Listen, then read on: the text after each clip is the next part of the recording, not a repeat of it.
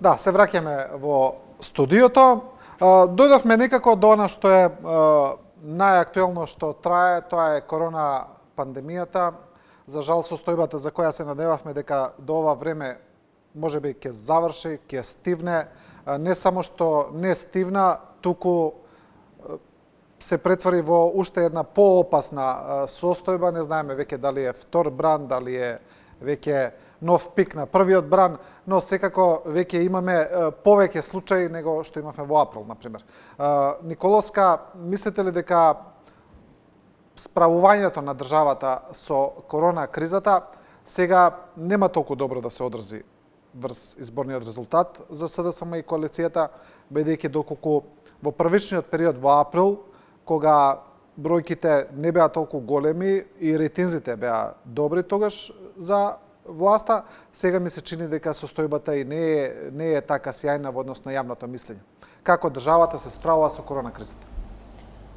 Пандемијата со коронавирусот го зафати целиот свет. Тоа беше неочекувано за сите.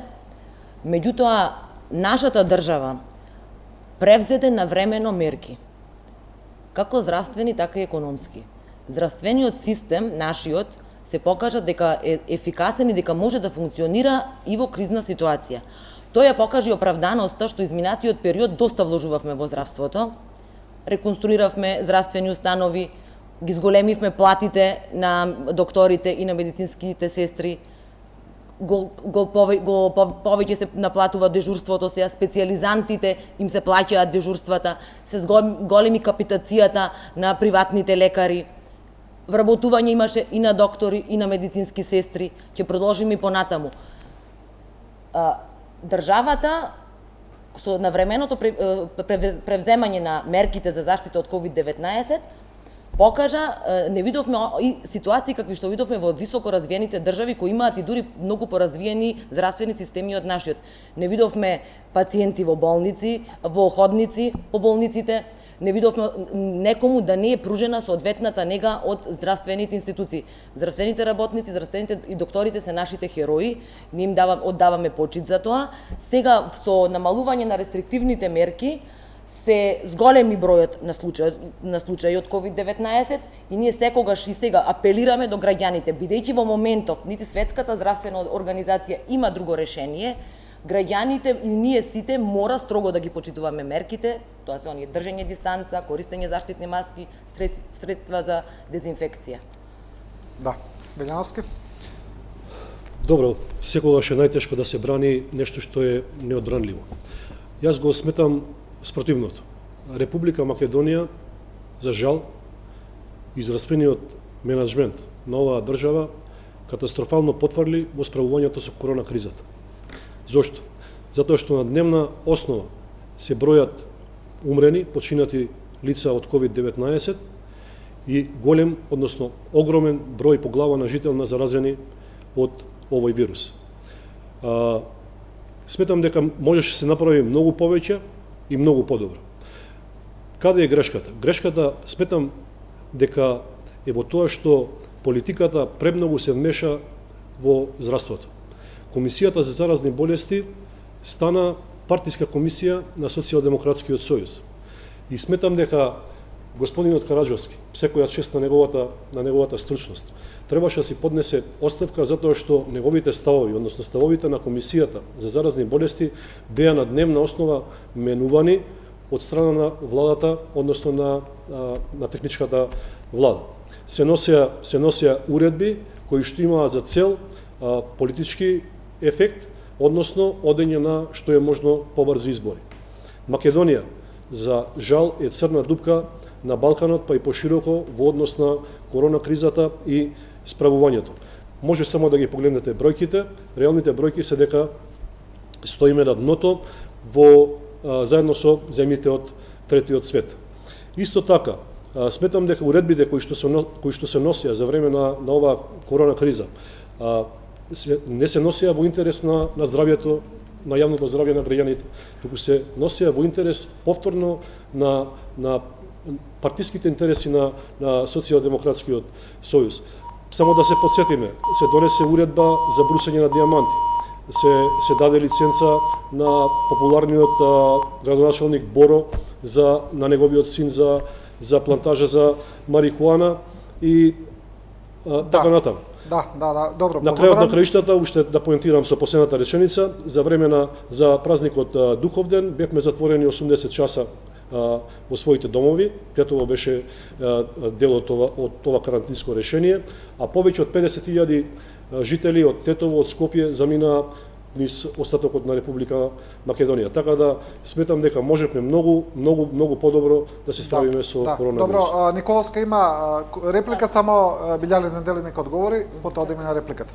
Кога започна периодот на карантин, кога се заклучија факултетите, училиштата и така натаму, ми се јавија од еден електронски медиум во Тетово да давам една порака до граѓаните, порака од Арта Билјали за време на карантинот. Мојата порака беше, и тоа уште го имам тоа мислење, дека ова пандемија треба да ни служи во Република Северна Македонија, особено на нас политичарите или идните генерации кои што се вклучуваме во општествениот живот, како поука дека треба повеќе средства од GDP-то на државата,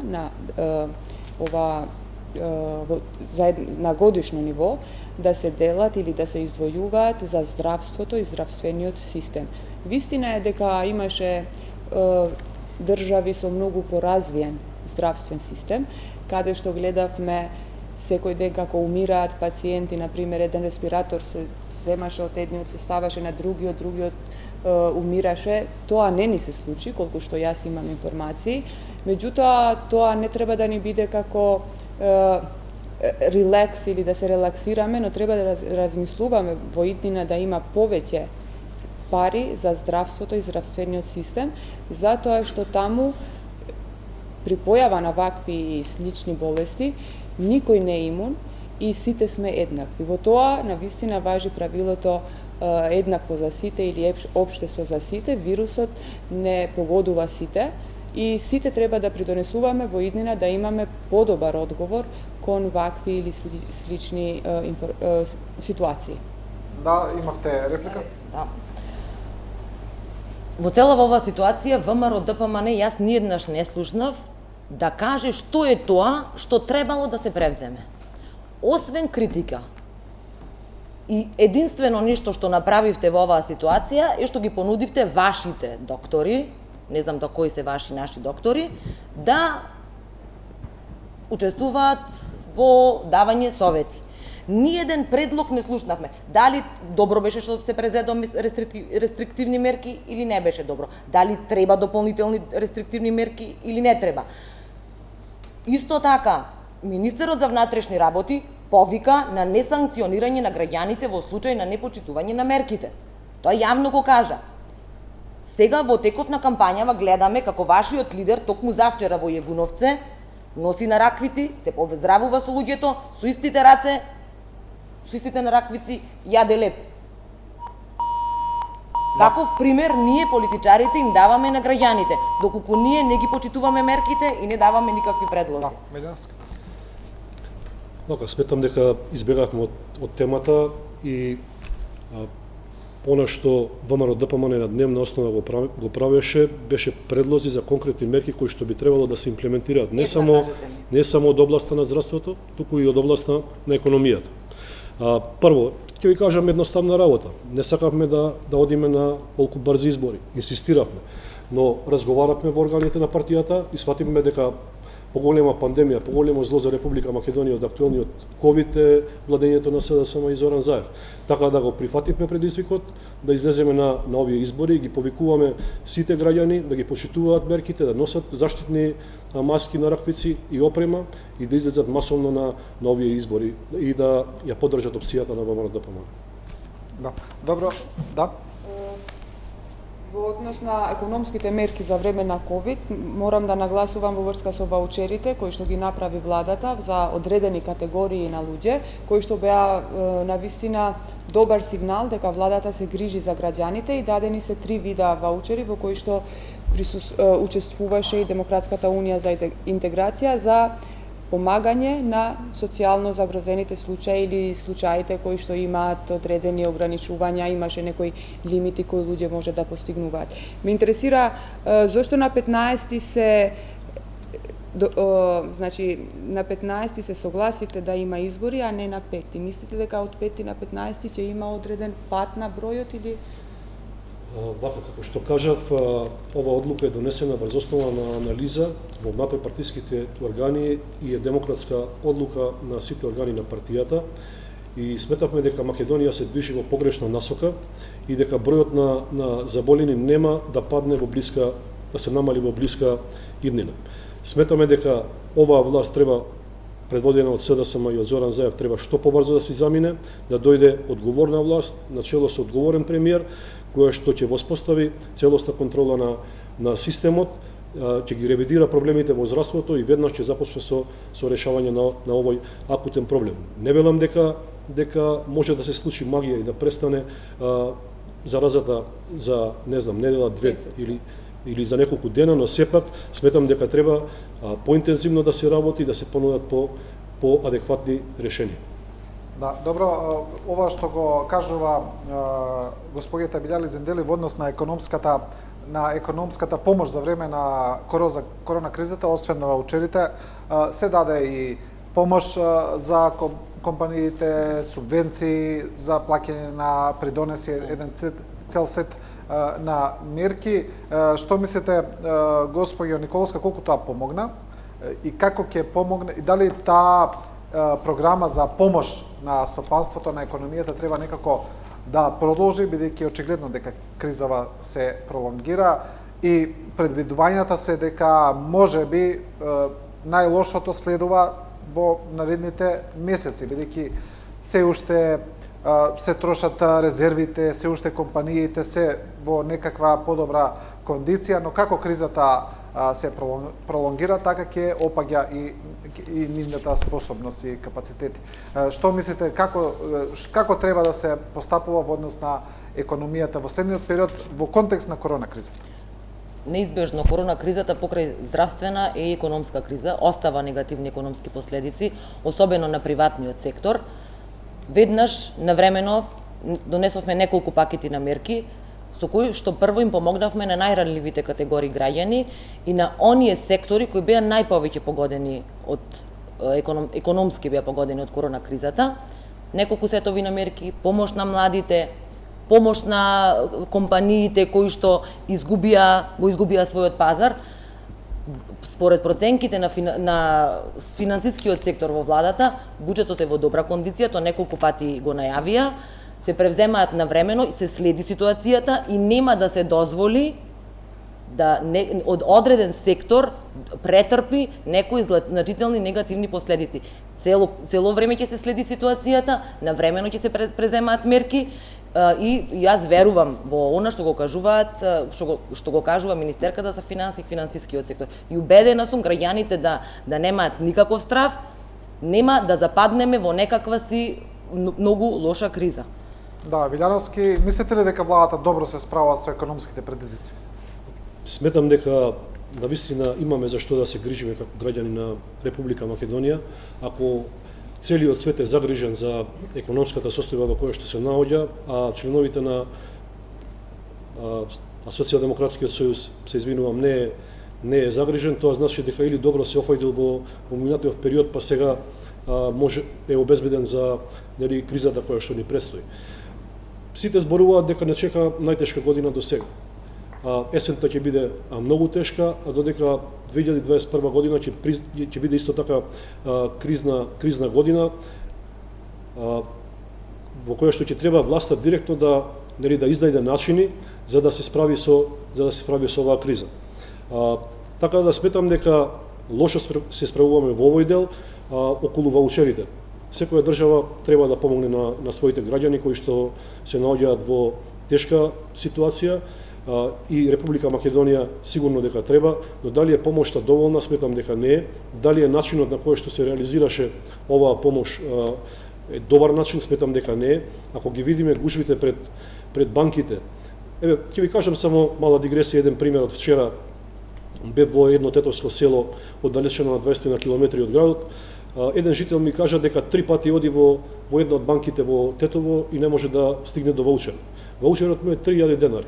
Ако 3 пати бил во градот, тој сигурно веќе 1/3 од овие пари ги има потрошено и нема да му заврши никаква работа. Друго искуство е со ваучерите за туризам. Со солзи на очи, исто така, уште еден жител на населбата Стамбена ме пречека и ми кажа дека ние немаме леп да јадеме, останавме без работа по затварањето на Тетекс Јарн, сега ни даваат ваучери за туризам. Така да сметам дека мерките не се адекватни и можеше многу подобро да се искористат овие мерки за да им се помогне на граѓаните. Да. Во однос на она што следува, не е само економска криза, корона пандемијата е еден социоекономски проблем, тоа е социолошки проблем, очигледно се тангираат сите сектори од образование до здравство, до култура, се буквално што ни се случува во животот. Она имам едно прашање кое мислам дека е универзално за трите партии во контекст на тоа дека сите партии учествувале на некој начин во креирањето на политики за 6-та изборна единица, сега и за целата држава, но бидејќи зборуваме за 6-та, дали на централно, дали на локално ниво, сите партии ги имале сите функции од прилика во еден одреден временски период. Што мислите сега во однос на капацитетите, на инфраструктурните капацитети за шеската, кои се запоставени во однос на тоа дека и регионите се сите запоставени во однос на Скопје, да речеме, во целата држава помалку или повеќе. Како ќе одговорите сега на тие предизвици, особено повторно ќе кажам во контекст на оваа криза на пандемијата која се случува? Значи од болници до училишта, до градинки, до целата таа инфраструктура и сите тие образовни процеси кои треба да течат понатаму. Вистина е дека пандемијата остава белег во сите сектори од општествениот живот. Што се однесува до инфраструктурните капацитети, нормално дека реков и претходно треба сериозно да размислуваме повеќе поголем дел од GDP-то да се издвои за здравството и да ги надминеме, например, тие бариери кои што тие концепти за подобрување на условите во училиштата, во градинките, треба сериозно да се размислува за повеќе инвестиции, за подобрување на инфраструктурата во образовните институции, предобразовните институции, здравствените, културните и така натаму. И мислам дека во текот на кога ќе се формира новата влада, сите тие работи или каде треба да се интервенира во врска со инфраструктурни проекти во 6-та изборна единица се добро содржани во програмата на ДУИ со конкретни проекти кои што треба да се реализираат од 2020 до 2022 или 2020-2024, но јас лично сум поборник дека треба да размислуваме повеќе за општото добро кога ќе се формира новата влада, особено ако ги имаме предвид последиците или предизвиците што ни ги отвара пандемијата COVID-19. Мислите ли дека во однос на овие предизвици ДУИ ќе биде посебно повикана како партија, со оглед на тоа дека долго време учествува во креирањето на политиките на централно ниво, а исто така и е присутна во голем број од овие општини каде ја има и локалната власт? Нормално одговорност има. Подолго време е во власта, има и носители на локалната власт во одреден дел од општините и нормално дека и одговорност треба да се носи. Да. Вилјановски, кога зборуваме за вложување на капацитети во контекст на ВМРО ДПМН, најчесто критиките од страна на СДСМ, да речеме, но и од страна на експерти, на невладини организации, дека партијата кога ја имала централната власт, малку вложувала во овие инфраструктурни капацитети од здравството, образованието, од културата и дека се трошеле повеќе пари нели за оние фамозни проекти за Скопје 2014 и така натаму и дека сега затоа и не сме толку подготвени. Во ред, сметам дека економската програма на владата на ВМРО ДПМН и денеска, но и во минатото е главното обележје и главното оружје во кога се работи за конкуренција со другите програми на другите партии. Оно што е одлика на сегашната власт е ниската реализација на капиталните инвестиции. Капиталните инвестиции не беа ниту во 2019 година, ниту во 2018 година според проектираното ниво, а веќе во 2020 година, погодени од пандемијата, секако имаме катастрофална реализација на нови капитални проекти. Оно што ВМРО ДПМН, односно владата на ВМРО ДПМН го направи инфраструктурно на територијата на цела Република Македонија, може да се види и секој може да биде сведок доколку нели доволно е да ги отвори очите или да се провози по автопатиштата кои што се реконструирани и изградени. Исто така, сметам дека како инфраструктурни проекти изградивме и објекти во кои што се вдоми државната администрација со тоа што денеска не се плаќа закупнина за овие објекти. Исто така, еве ќе ви кажам еден пример во Тетово. Се изгради најсовремен ургентен центар во регионот, во кој што огромен број на граѓани од Тетово, Тетовско и регионот нели Гостивар доаѓаат и си ги вршат своите здравствени услуги таму.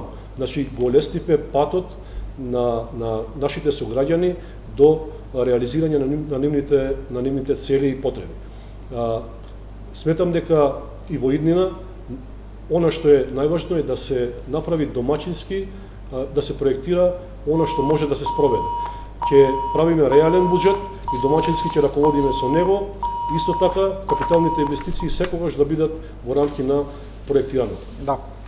Николовска, ова што го вели Вилјановски во однос на капиталните инвестиции, значи во 2018 65% реализација, во 2019 78%, оваа година за 5 месеци само 18,58%, константна критика за реализација на капиталните инвестиции, а има уште една која доаѓа често од ВМРО ДПМН, а тоа е дека вие се фалите со нивните започнати проекти, дека всушност вие ги остварувате потоа.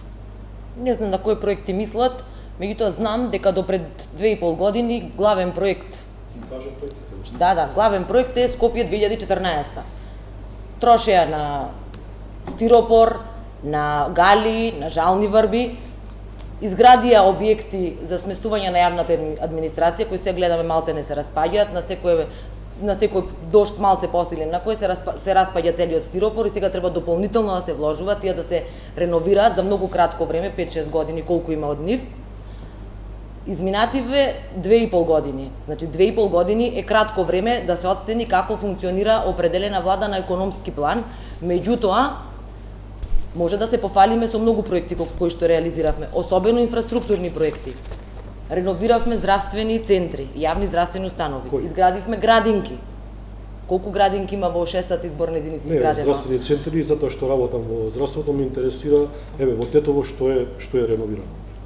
Обезбедени се средства во здравствениот дом за реновирање на бараките кои што не знам колку години од самата. Бараките се повеќе од 50 години стари. Повеќе од 50, да, така е. Да, и затоа сега ќе бидат реновирани, обезбедени се средства. Пак ја користите частичката ќе, сметам дека е неодговорно на власта. Влада е сега моментално не се реновирани.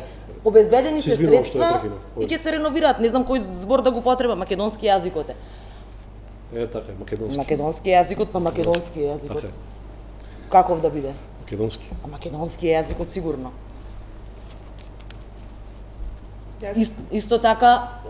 Исто така предвидени се средства за реконструкција на локални патишта, ќе се проширува автопатот Тетово-Скопје, го изградивме, го реновиравме, го реконструиравме патот до Попова Шапка и продолжуваме и понатаму со реализација на инвестициите, на капиталните инвестиции. Да, Павле? Јас мислам дека сите треба да сме согласни дека ситуацијата на вистина со капиталните инвестиции не е во ред, особено во изборната единица 6, и сите да се залагаме за подобрување, иако тоа е работа која што треба вечно да се занимаваме. Ти едно школо реновираш, на другото треба да се интервенираш, и барем да сме согласни во иднина колку ќе можеме ние како млада генерација на политичари да придонесеме да немаме проекти каде што се трошат нетранспарентно милионски или милиарди суми и на крај никој да не може да преземе ниту еден чекор за подобрување на ситуацијата, туку све да се остава, например, како што е проектот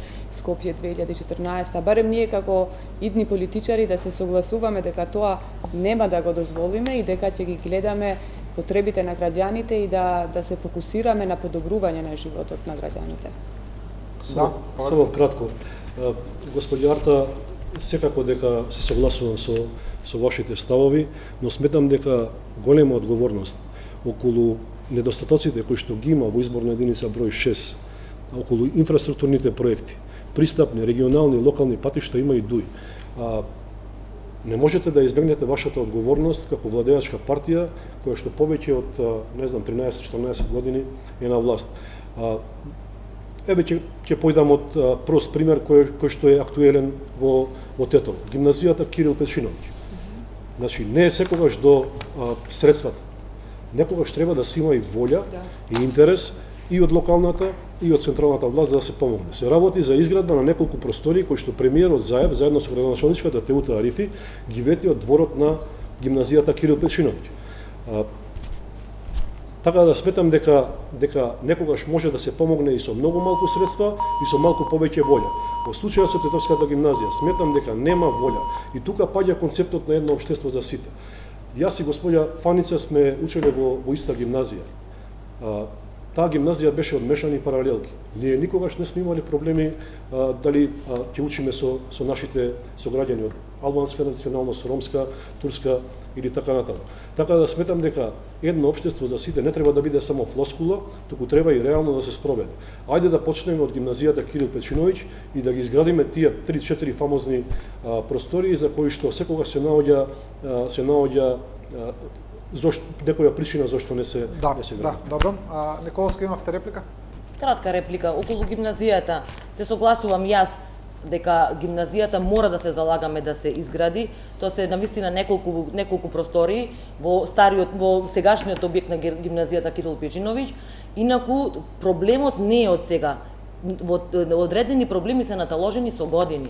Овој проблем е повеќе од 15 години. Александар се сеќава кога остана дел од паралелките без простории за учење. Господи Фаница, Зоран Заев вети од дворот на гимназијата. Вие не ги ветивте 15 години. Во ваше време настана проблемот. Граѓаните го слушаат тоа и го гледаат сега. Во ваше време настана проблемот. Во ваше време учениците учеа во Работничкиот универзитет, учеа во просториите на општина Тетово во салата.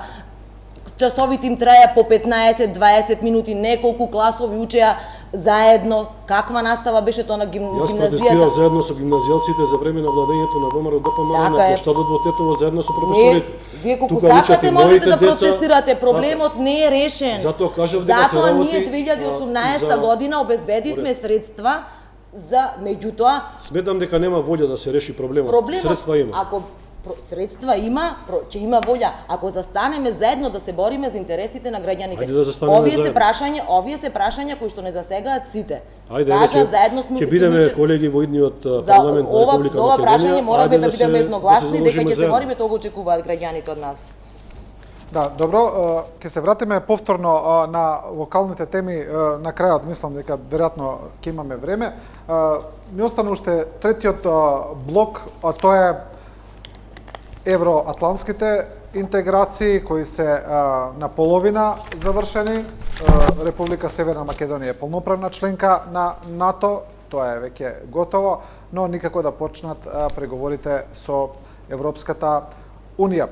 Билјали Зендели, очекувате ли да добиеме наскоро датум кога ќе биде одржана таа прва меѓувладина конференција, што би бил и официјален почеток на преговорите, со оглед на тоа што и ДУИ го држи тоа вице-премиерско место за евроинтеграции, и дали мислите дека последните сигнали кои доаѓа од соседна Софија би можеле да значат повторно некакво блокирање или компликација на тој процес?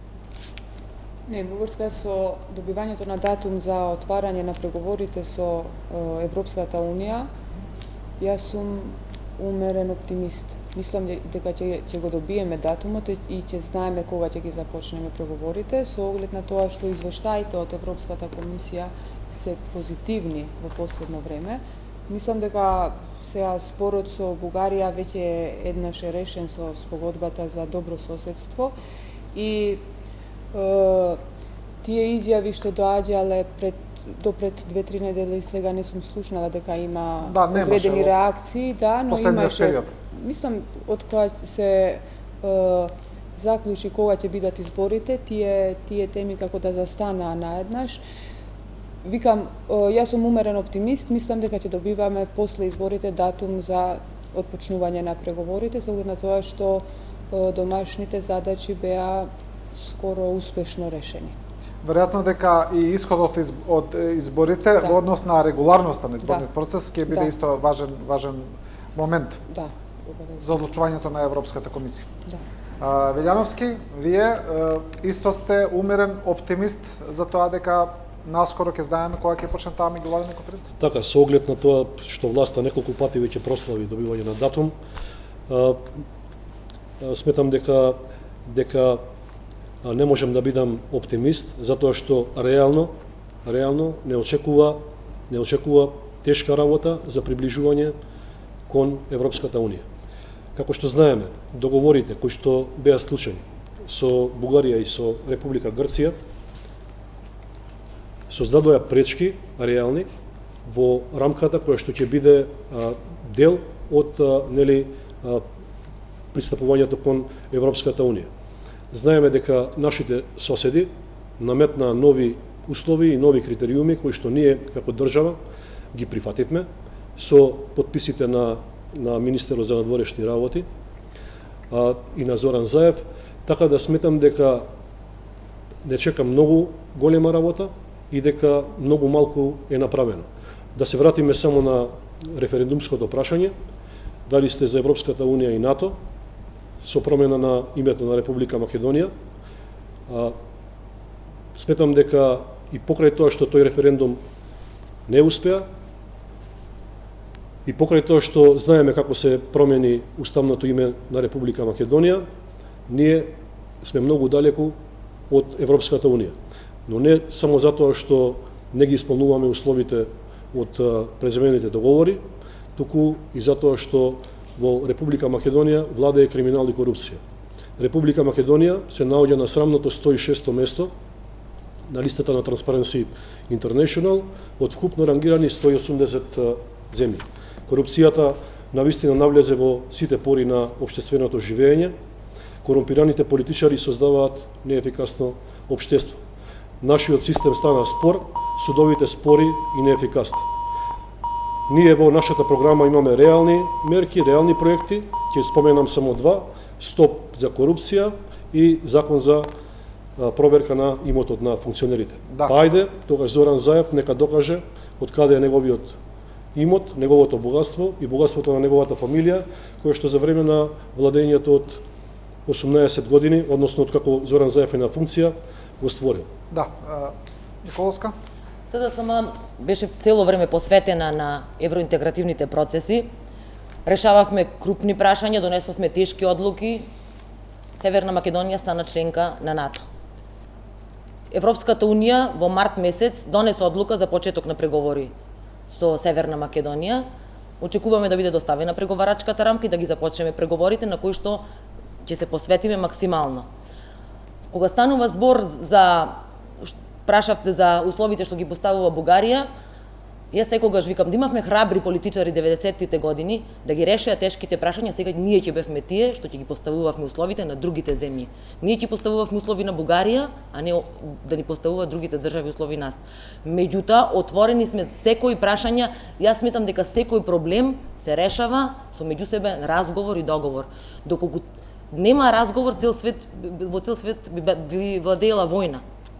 Ради тоа, Пак ќе повторам, ќе се посветиме максимално на преговорите, за што побрзо, да не се враќаме, ние 2005-та добивме кандидатски статус, дури сега добиваме одлука за почеток на преговорите. Ние немаме веќе време за чекање, мора максимално да се посветиме и што побрзо да станеме членка на Европската Унија. Да, имавте реплика? Во врска со програмата би сакала малку сакала да нагласам. Интересно е што, извинете, ова сум го кажала и пред 2-3 или повеќе години во студијата на 24 вести, во врска со правосудството и борбата против криминалот. Во нашата програма е предвиден еден механизам кој што ние не го откривме, туку го наоѓаме, го цениме како најдобро решение во врска со прочистување во правосудството, механизмот на ветинг, кој што ќе оди со двојна контрола врз сите функционери и сите суди и јавни обвинители во врска со нивниот имот и нивната позиција, и јас сум поборник на оваа идеја за проверка на имотот, на сите функционери и на сите суди, особено и јавни обвинители. Интересен е фактот што оваа точка, ветингот со двојна контрола на носителите на јавни функции, суди плюс суди и обвинители, е дел и на програмата на ДУИ и на програмата или на точките кои што пред 2-3 дена ги објави нашиот кандидат за премиер, господинот Насер Зибери. И тој предвидува ветинг, и во програмата се предвидува ветинг, што значи дека идејата овие две програми се добро, се кохезивни меѓусебно и ќе вршиме ветинг врз сите функционери и врз сите суди и јавни обвинители. Вилјановски, пред малку ова што го спомнавте кога кажавте во однос на договорите, е сушта супротно со тоа што го вели власта, бидејќи тезата на власта е дека договорот за добрососедство со Бугарија и Преспанскиот договор се два клучни договори кои овозможеле напредок во евроатлантските интеграции, овозможеле влез во НАТО и почеток на преговорите со Унијата, а вие велите склучувањето на тие два договори е пречка за интеграциите. Можете ли тоа да ни го објасните? Вака, во однос на тоа дека немало сериозни политичари кои што биле неодлучни да го направат тоа што го направи Зоран Заев, сметам дека не е точно. Во Република Македонија имало големи државници кои што, верувајте дека доколку требало да се потпишат вакви договори, би ги потпишале со двете раце. Но еве се роди храбар син после 30 години, тоа е Зоран Заев, кој што ќе одведе Република Македонија во Европската Унија. Сметам дека Република Македонија е многу далеку од Европската Унија во овој момент, со оваа динамика на развој на настаните. Тоа е првата работа. Втората работа, ВМРО ДПМН беше конструктивна опозиција. Бараше да биде дел од решението, а не дел од проблемот. Знаете за кратките брифинзи кои што ги правеше Зоран Заев, вие како новинари бевте и сведоци, кога реферираше со имиња на државата, не баре се работи за, не знам, за некој производ на пазар. Прво беше Илинденска, па не знам како. Договорите се реално пречка, затоа што се лошо склучени, затоа што се на брзина склучени. Според мои информации, дури повеќе му се брзало на тогашниот премиер Зоран Заев за да го случи договорот со Република Бугарија, отколку на премиерот на Република Бугарија. Така да сметам дека овие договорите како ни направија штета, презедовме многу обврски, а кажете ми, еве господја Фаница, кој обврски ги презеде Република Грција и Република Бугарија? Што промени Република Грција, што променивме ние? Значи ние ги променивме имијата на сите национални установи. Македонски се избриша. Се избришаа сите символи со кои што се гордеат македонците. Го забранивте македонското знаме. Сметам дека тоа се анационални политики и единствена цел имаат останување на власт на врхушката на СДСМ. Господја Фаница не е дел од оваа политика. она е представник на таа политичка партија, одлуките знаеме кој ги носиш. Затоа народот ќе одлучи на 15 јули и силно верувајте дека ќе ги казни. Јас сакам да ве запрашам, што ќе направите, бидејќи велите дека договорите се штетни, што вие ќе направите? Дали ќе го поништите Преспанскиот договор, тоа треба јасно да кажете, да или не. Друга работа, слушнавме дека и вие договаравте промена на име. Скопје, во Заграда, без Заграда, слушнавме сите. А една работа, ние, кога зборувате за знамето, го кренавме високо да се вее во Брисел, на јарболот пред седиштето на НАТО, а вие го цртате на канализацијски шахти. Сонцето. Тоа е разликата меѓу вас и нас. Сметам дека нема потреба од вакви зборови, затоа што и вие и јас сме лојални граѓани на оваа држава и се гордееме со нашите символи. И сметам дека договорите се штетни и дека ќе направите ако се штетни?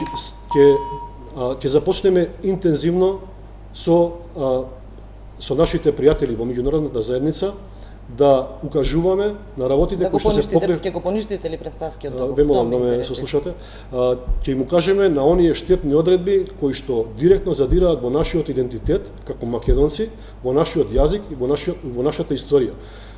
Веќе на маса и македонскиот јазик, на маса се и нашите дејци, Гоце Делчев, Крил Методи, Цар Самуил и така натаму и така натаму. Верувајте дека јас никогаш нема да дозволам да учествувам во продажба на нашата историја, на нашата култура, на нашиот идентитет.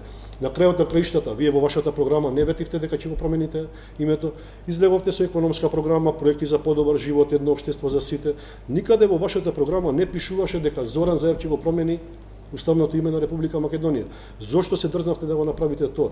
Требаше да биде резултат на компромис, на договор помеѓу сите субјекти и сочинители на Република Македонија. Имаме визија, имаме стратегија, знаеме како да се справиме со овие проблеми и верувајте дека имаме стручен тим кој што ќе направи... Да, ви благодарам. Кој ви го спори зборот македонски? Јас сум македонка и ќе бидам. Зборувам македонски јазик. Никаде тоа никој тоа не го спорува. Никаде тоа Господја Фаница, јас верувам дека сте горда македонка затоа што и ве познавам. Тоа е во ред. Не оспоруваат луѓето, односно нашите соседи на кои што им подпишавте обврски. Ние имаме обврски спрема нашите соседи кои што треба да ги спроведеме. Тие се штетни обврски. Нанесуваат штета. Обврски ги променивме сите имиња на нашите институции. МАНУ, Македонската радиотелевизија, Армијата на Република Македонија, повеќе не е армија на Република Македонија. Вие гласавте, вашите пратеници гласаа за промена на името на армијата на Северна Република Македонија. Кој гласа за промена на армијата на Република Македонија? Значи, законот за одбрана гласан од ваша страна. Вие го гласавте законот за одбрана за зголемување на плати на војниците. Тоа беше законот што беше гласан од Кое име таму стои? Вие името го користите како што ви одговара. Кога треба дополнителните заменици министри, сега министрите во владата, да се потпишат на меморандум од Северна Република Македонија, да стават свој подпис, печат да им биде ставен на Северна Република Македонија. Тоа ви одговара. Тоа е реалност. Реалност е. Затоа кажете. Вие донесовте таа реалност тука. Ние ќе се бориме да ја промениме таа реалност. Тоа друго е да се борите, дали ќе ја промените? Да, ќе се бориме да ја промениме ова реалност, затоа што да се борите, друго е дали ќе промените. Јас ви кажав, ако сум навредена, нема да се потпишам на такво нешто. Не знам друга држава во модерна Европа која што го променила, односно друг народ кој што го променил името на сопствената држава. Не постои таква држава. Верувајте, можеше се најде подобро решение. Зоран Заев вие се викате може да се најде подобро решение, не кажувате кое е тоа. Кое е тоа? Цело не кажувате кое решение треба да се најде, може да се најде. После 15 јули ќе имате доволно време во опозиција, 4 години, можеби и повеќе. Ќе видиме. Да, ќе видиме. Така. И ќе видите како ВМРО ДПМН ќе се справи со сите предизвици. Добро, бидејќи времето ни е речиси истечено, неве уште на господјата Билјале Зендели да ја дам една минута во однос на исто прашање, бидејќи постои политичка реалност, дуи да биде дел од идната влада, без разлика дали со СДСМ или со ВМРО ДПМН, секако постојат разли комбинаторики. Кој е ставот на Дуи во однос на можното, јас не би кажал поништување, но ревидирање на овие постоечки договори, особено на Преспански договор? Според програмата и според тоа што го имам видено во разни телевизии, нема, освен 5 столба кои што ќе бидат главни столбови на владењето 2020-2024, се и две точки. Едната е дека нема враќање назад од Охридскиот рамковен договор, од Преспанскиот договор и од договорот за добрососедство со Бугарија. Договорот има штетни одредби. И втората, јас го кажувам нашиот став. И втората е дека нема ќе продолжи патот кон евроинтеграциите на Република Македонија и тој пат нема никако во тој пат нема никако да застануваме. И ова се нашите црвени точки или црвени линии зад кои ќе застанеме цврсто во новата влада. Значи немаме намера да гледаме назад и да се вратиме назад од Охридскиот рамковен договор, Преспанскиот договор и договорот со Бугарија. Да, добро, ни истече времето. Почитувани, ви благодарам на сите за оваа дебата. Ви благодарам и на вас, почитувани гледачи. Гледавте соочување на кандидатите од 6-та изборна единица. Ви благодариме на довербата и вниманието. Останете со програмата на Телевизија 24.